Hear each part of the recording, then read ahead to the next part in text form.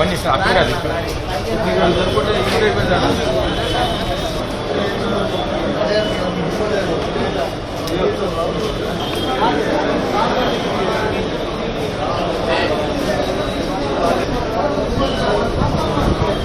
పెట్టుకున్నట్ట ఇంకోటి ఏదైనా పెట్టుకోవాలి.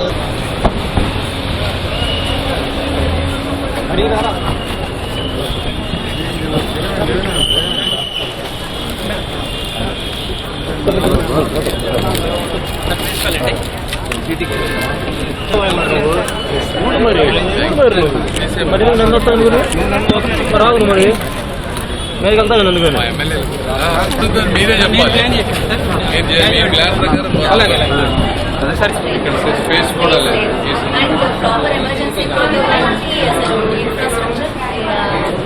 ఐడియల్ సిచ్యువేషన్ ఏంటో తెలియాలి కదా మనకి. అవునా? మీరు చేయలేకపోతే ఎవడో ఒకటి డొనేషన్ చేసేవాళ్ళు ఉంటారు. మీకు ఏం కావాలో ఇదేమి మిమ్మల్ని తప్పు పట్టడానికి రాలేదు. అర్థమైందా?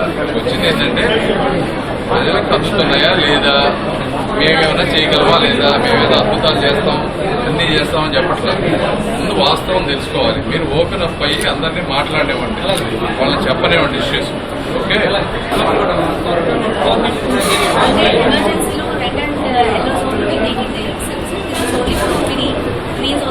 సరిపోతుంది. అర్థం కదా?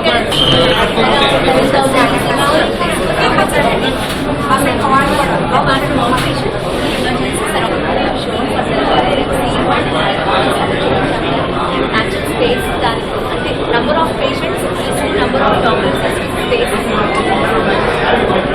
Solution modifications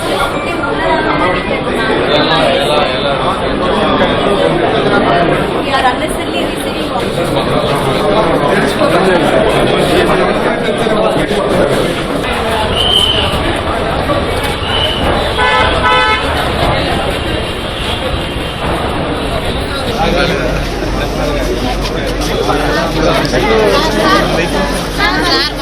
నమస్కారం. జనరల్గా ఏంటంటే ఎవ్రీ వీక్ ఒక డిపార్ట్మెంట్ని తీసుకొని జనరల్గా రివ్యూ చేస్తూ ఉన్నాము. ముఖ్యంగా లాస్ట్ 2-3 months నేను వచ్చినప్పటి నుంచి కానీ లేకపోతే లోకల్ ఎమ్మెల్యేల దృష్టిలో కానీ గవర్నమెంట్ హాస్పిటల్లో చాలా ఇష్యూస్ ఉన్నాయి. ఏసీలు పనిచేయకపోవడం కానీ, ఎలివేటర్స్ పనిచేయకపోవడం కానీ, లేకపోతే ల్యాబ్ టెస్టులకి పేషెంట్లు గంటలు వెయిట్ చేయడం కానీ, లేకపోతే కొంతమందిని ఇక్కడ ల్యాబ్ టెస్టులు ఉన్నా ఒక్కొక్కసారి లేవని చెప్పి వేరే వాటికి పంపించడం కానీ, ఇట్లా multi parking issues, sanitary issues, లేకపోతే పేషెంట్లకు పెట్టేటువంటి ఫుడ్ మీద ఉన్నటువంటి ఇష్యూస్, రకరకాల చాలా ప్రాబ్లమ్స్ ఉన్నాయి. అదేవిధంగా కొత్త బిల్డింగులు కడతా ఉన్నారు, అవి ఎప్పుడు కంప్లీట్ అవుతాయి, ఆ కట్టిన తర్వాత వాటి లోపలికి కావాల్సిన ఇన్ఫ్రాస్ట్రక్చరు, పేషెంట్ సపోర్ట్ స్టాఫ్ లేకపోవటం, ప్రతి ఒక్కళ్ళకి కూడా చాలా ఇబ్బందులు ఉన్నాయి. ఇవన్నీ ఏంటంటే 2014-19 మధ్య తెలుగుదేశం పార్టీ చేసినటువంటి కొన్ని విధానాలని తీసివేయటం, దీన్ని పూర్తిగా పట్టించుకోకపోవడం వల్ల ఎక్కువ అక్యుములేట్ అయిపోయినాయి. ఇవన్నీ ఫస్ట్ మేము అర్థం చేసుకుంటున్నాం. అర్థం చేసుకొని వీటిని 1 by 1 ఎలా సాల్వ్ చేయాలి, ప్రతి ఇష్యూకి ఒక అకౌంటబిలిటీ ఎలా తీసుకురావాలి, దానికి ఆ అకౌంటబుల్ పర్సన్ ఎవరు, ఆ పర్సన్కి డిఫైన్ టైంలో ఇవి ఎలా చేయాలి, చేయకపోతే డబ్బులు కావాల్సి వస్తే అవి స్టేట్ గవర్నమెంట్ నుంచి తీసుకురాగలమా, లేకపోతే వేరే ఎక్కడ ఫండ్స్ నుంచి అయినా తీసుకురాగలమా, లేదంటే సెంట్రల్ గవర్నమెంట్ ఫండ్స్ని ఏమైనా తీసుకోగలమా, ఇవన్నీ రివ్యూ చేసుకున్నాం. కలెక్టర్ గారు ఉన్నారు, అన్ని డాష్ బోర్డ్ క్రియేట్ చేసుకొని మిగిలినవి ఎలా అయితే చేస్తున్నాం ఇది కూడా 1 by 1 అన్నీ మేమేదో అద్భుతాలు చేస్తాము లేకపోతే ఇవన్నీ చేస్తామని కాదు, కానీ చేయగలిగినవి చాలా ఉన్నాయి. ఎఫర్ట్ పెట్టి కంప్లీట్ చేయగలిగేవి వీళ్ళ లిమిట్లో, అంటే వాళ్ళ చేతుల్లో ఉన్నాయన్నీ కూడా చాలా వరకు చేయొచ్చు. అంతవరకు చేసే విధంగా ఒక 1-2 months యాక్షన్ ప్లాన్ ప్రిపేర్ చేసుకుంటా ఉన్నాం. Thank you. గౌరవనీయ కేంద్ర మంత్రివర్యులు, అలాగే కలెక్టర్ గారు, మిగతా శాసనసభ్యులతో కలిసి ఆంధ్రప్రదేశ్లోనే అతిపెద్ద ప్రభుత్వాసుపత్రికి ఉన్నటువంటి గవర్నమెంట్ జనరల్ హాస్పిటల్ని పూర్తిగా ఇక్కడున్నటువంటి పరిస్థితులు, రాబోయేటువంటి రోజుల్లో దీన్ని మరింత అభివృద్ధి చేసేటువంటి విధంగా ఇక్కడున్నటువంటి వచ్చేటువంటి రోగులకి ముఖ్యంగా అన్ని విధాలుగా ట్రీట్మెంట్ పరంగా కానీ, ఇన్ఫ్రాస్ట్రక్చర్ పరంగా కానీ, ఫెసిలిటీస్ పరంగా కానీ ఇంకా మెరుగైనటువంటి సేవలు అందించేటువంటి విధంగా ఎట్లా చేయగలుగుతామనే దాని మీద ఈరోజు రివ్యూని ఏర్పాటు చేసుకొని గతంలో పెండింగ్లో ఉన్నటువంటి ప్రాజెక్ట్స్ ఏదైతే ఉన్నాయో వాటినన్నింటిని కూడా రాబోయేటువంటి రోజుల్లో త్వరితగిన పూర్తి చేసేటువంటి విధంగా, ముఖ్యంగా ఉన్నటువంటి సమస్యల మీద పూర్తిగా అవగాహన తెచ్చుకొని 1 by 1 దాన్ని క్లియర్ చేసుకునేటువంటి కార్యక్రమం, ఏదైతే పేషెంట్స్కి ఇచ్చేటువంటి కిచెన్ దగ్గర నుండి, పార్కింగ్ దగ్గర నుండి, క్యాజువాలిటీలో అవసరమైనటువంటి డాక్టర్స్ దగ్గర నుండి, అలాగే మెషినరీ దగ్గర నుండి అన్ని విషయాల మీద కూడా ఈరోజు పూర్తిగా చర్చించడం జరిగింది. డాక్టర్స్ అందరూ కూడా వాళ్ళ పద్ధతిలో చాలా నీట్గా పర్ఫెక్ట్ చేస్తూ ఉన్నారు. కానీ ఇన్ఫ్రాస్ట్రక్చరు అలాగే అడ్మినిస్ట్రేటివ్ కాన్సెప్ట్లో కొన్ని జరగాల్సిన లోటుపాట్లు ఉన్నాయి. వాటినన్నింటినీ కూడా రాబోయేటువంటి కొన్ని రోజుల్లోనే పూర్తిగా స్ట్రీమ్ లైన్ చేసేటువంటి అవకాశాలు ఉన్నాయి. అలాగే ఇంకా కొత్తగా అభివృద్ధి చేయాల్సినటువంటి ప్రణాళికలు, డిపిఆర్లు రెడీ చేయమని చెప్పి మంత్రివర్యులు కూడా చెప్పడం జరిగింది. మాకు కూడా కొంత అవగాహన ఉంది. కలెక్టర్ గారికి దృష్టికి తీసుకుని వెళ్ళి వాటినన్ని కూడా గవర్నమెంట్కి ఇవ్వడం, అక్కడి నుంచి ఫండ్స్ రాబట్టుకొని ఇంకా జీజీహెచ్ని ప్రజలకు, ముఖ్యంగా ఈ చుట్టుపక్కల ప్రాంతాల్లో ఉన్నటువంటి అన్ని ప్రజలకు అందరికి కూడా ఉపయోగపడేటువంటి విధంగా ఇక్కడెక్కడ లోపాలు లేకుండా రాబోయేటువంటి ఒక రెండు నెలల్లోనే దీన్ని పూర్తిగా అభివృద్ధి చేసేటువంటి విధంగా ముందుకు సాగుతామని చెప్పి తెలియజేస్తా ఉన్నాం. గుంటూరులో ఉన్న గవర్నమెంట్ జనరల్ హాస్పిటల్లో మన యూనియన్ మంత్రి గారి ఆధ్వర్యంలో అందరు ఎమ్మెల్యేస్ కూడా పార్టిసిపేట్ చేసి ఇక్కడ ఉన్న సిబ్బంది, డాక్టర్స్ కానీ వివిధ ఫ్యాకల్టీ, హెచ్ఓడీస్ అందరూ కూడా ఈ మీటింగ్లో పాల్గొని మనకి గవర్నమెంట్ జనరల్ హాస్పిటల్లో ఉన్న ఇష్యూస్ ఏదైతే మనకి రెగ్యులర్గా పేషెంట్స్ పడే ఇబ్బంది కానీ పేపర్లో వచ్చే ఇన్ఫర్మేషన్ మేరకు మనం అన్ని కూడా రివ్యూ చేయడం జరిగింది. మనకి హాస్పిటల్ సంబంధించి ఉన్న hospital development society HDS committee అనేది ఇప్పుడు మళ్ళీ కొత్తగా వచ్చిన ఎమ్మెల్యేస్, కొత్తగా వచ్చిన ఆఫీషియల్స్ అందరితో రీకాన్స్టిట్యూట్ చేసి ఈ కమిటీ ద్వారా మనము ఇప్పుడు లోకల్గా మెయింటెనెన్స్ సంబంధించిన ఇష్యూస్ అన్ని కూడా కమిటీ ద్వారా టేకప్ చేసి స్ట్రీమ్ లైన్ చేసి హాస్పిటల్లో సర్వీసెస్కి ఎటువంటి ఇంటరప్షన్స్ లేకుండా చూడడానికి ఈ కమిటీ అనేది ఖచ్చితంగా మనము ఫామ్ చేసి దాంట్లో ద్వారా పనిచేయడం జరుగుతుంది. అదే రకంగా మనకి హాస్పిటల్కి కావాల్సిన ఎక్విప్మెంట్స్ కానీ, పర్మనెంట్గా ఎస్టాబ్లిష్ చేయాల్సిన యూనిట్స్, ఏదైనా ఎక్స్పాన్షన్ ప్రపోజల్స్ ఇలాంటివన్నీ కూడా మనము గవర్నమెంట్ దృష్టికి తీసుకెళ్లి గవర్నమెంట్ ఫండింగ్ ద్వారా కానీ, ఎనీ అదర్ NGO ఫండింగ్ ద్వారా కానీ, CSR ఫండింగ్ ద్వారా కానీ చేయడానికి వాళ్ళు కూడా డిస్కస్ చేయడం జరిగింది. సో ఖచ్చితంగా మనము రాబోయే కాలంలో GGH సంబంధించిన issues 1 by 1 immediate issues close చేసుకుంటూ 1 by 1 మనం మెల్లగా డెవలప్మెంట్ అనేది చూడడానికి అవకాశం ఉంటుంది. Thank you. Guntur general hospital దేశంలోనే ఒక ప్రతిష్టత ఉంది, ప్రాముఖ్యత కూడా ఉంది. ఎందుకంటే ఎక్కడ లేనటువంటి ఫెసిలిటీ ఇక్కడ జింకానా ఫెసిలిటీ ఉంది. కొన్ని కోట్ల రూపాయలతో ఇక్కడ ఓల్డ్ స్టూడెంట్స్ అసోసియేషన్ వాళ్ళు ఇన్ఫ్రాస్ట్రక్చర్ క్రియేట్ చేయడం జరుగుతుంది. ఆ ఇన్ఫ్రాస్ట్రక్చర్కి సర్వీసెస్ జోడించే విషయంలో కొంత లెక్కన ఉంది. అది ఈరోజు మా కేంద్ర మంత్రి గారి దృష్టికి వచ్చింది. తప్పకుండా ఆ లెక్కనని, ఆ గ్యాప్ని ఫిలప్ చేయడం అనేటువంటిది జరుగుతుంది. తర్వాత ఇక్కడ పేషెంట్స్ రోజు రోజుకి పెరుగుతుండడం, దానికి తగినట్టుగా డాక్టర్లు లేకపోవడం, వాళ్ళకి స్టాఫ్ నర్సులు లేకపోవడం, మళ్ళా ముఖ్యంగా FNO, MNOలు కొరత చాలా ఉండడం, పేషెంట్స్ అటెండర్లే వాళ్ళని తీసుకెళ్లడం అనేటువంటిది కూడా చూస్తున్నాం. అట్లే ఇక్కడ కొన్ని సర్వీసెస్లో కొన్ని లోపాలు ఉన్నాయి. ఆ లోపాలన్నింటిని కూడా, ఎందుకంటే అన్ని కూడా సెంట్రలైజ్ చేశారు గత 5 సంవత్సరాల్లో. అన్ని సెంట్రలైజ్ చేయడం ద్వారా డీసెంట్రలైజ్ చేస్తే బాగుంటుంది. చిన్న చిన్న సర్వీసెస్ కూడా సెంట్రలైజ్ చేయడం వల్ల ఇక్కడ ఉన్నటువంటి సూపరింటెండెంట్ గారికి వాళ్ళు అందుబాటులో లేకపోవడం వల్ల కొన్ని ఇబ్బందులు ఏర్పడుతున్నాయి. మరి ముఖ్యంగా ప్రభుత్వం ఇచ్చినటువంటి ఫెసిలిటీ, ఇక్కడ ప్రొఫెషనలిజం ఉంది, అడ్మినిస్ట్రేషన్ ఉంది.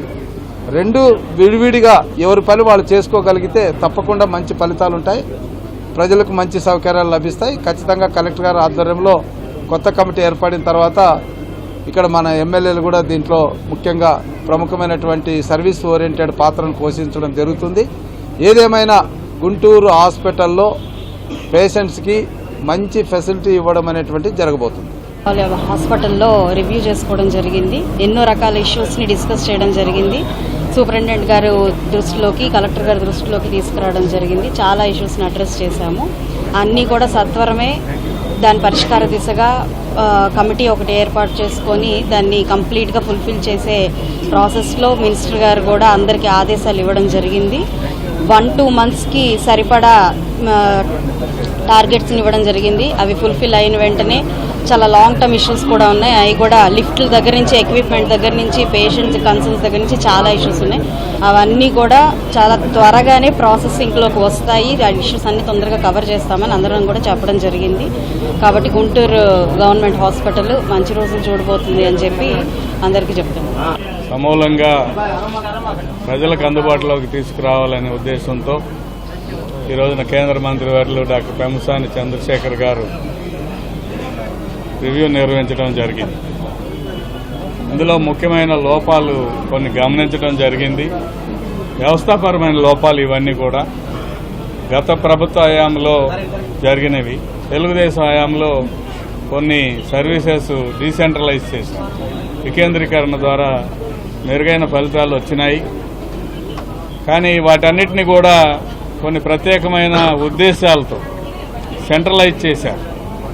ఉదాహరణకి మహాప్రస్థానం తీసుకుంటే, మహాప్రస్థానానికి సంబంధించిన ఏ సమస్యనైనా సెంట్రలైజ్ నిర్ణయాల ద్వారా మాత్రమే ఇక్కడ సర్వీస్ ఇవ్వాల్సిన పని. ఇక్కడ ఏదైనా సమస్య ఉంటే ఇక్కడ పరిష్కారం చేసే పరిస్థితి లేదు. అదేవిధంగా సిటీ స్కాన్లు కానీ ఇతర ఎక్విప్మెంట్ రిపేర్ చేయాలంటే కూడా ఆ రిపేర్ల నిర్ణయాలు వీళ్ళు తీసుకునే పరిస్థితిలో లేదు. ఏజెన్సీలని కూడా నిర్ణయించింది రాష్ట్ర ప్రభుత్వంలోని పెద్దలు. ఇది ఏ ఉద్దేశంతో చేశారనేది మనందరికీ తెలిసింది.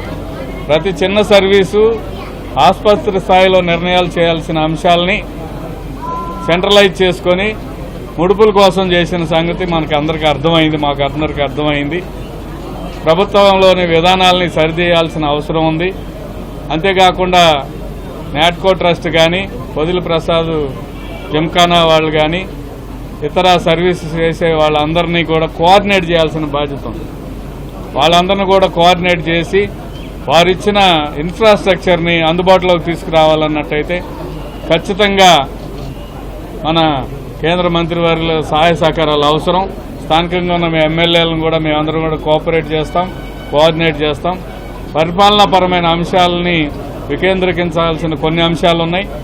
అదేవిధంగా డాక్టర్లు వాళ్ళ సర్వీస్ ఇంప్రూవ్మెంట్కి ఎలా చేయాలనే అంశాలు కూడా కొన్ని విషయాలు ఉన్నాయి. ఉదాహరణకి మెడికల్ టెస్టులకు సంబంధించిన అంశాలు కానీ, కొన్ని చిన్న చిన్న సర్వీసెస్, పేషెంట్లకు అవసరమైన సర్వీసెస్ అన్నిటి మీద కూడా ప్రత్యేకంగా రివ్యూ నిర్వహించడం జరిగింది. హాస్పిటల్ డెవలప్మెంట్ కమిటీని కూడా త్వరలో ఏర్పాటు చేసి ఇటువంటి సమస్యలన్నిటి కూడా పరిష్కారం దొరుకుతుందని మేము భావిస్తా ఉన్నాం.